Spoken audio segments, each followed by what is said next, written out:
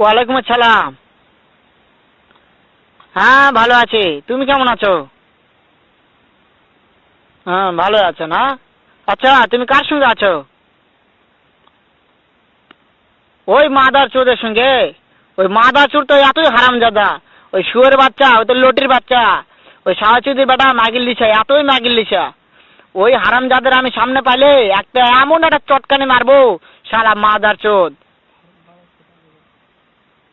শুনো, তাতে কি আছে? ওই মাদার চোদ ওই জায়গায় আছে নাকি? ও আমার কথা সব শুনতেছে।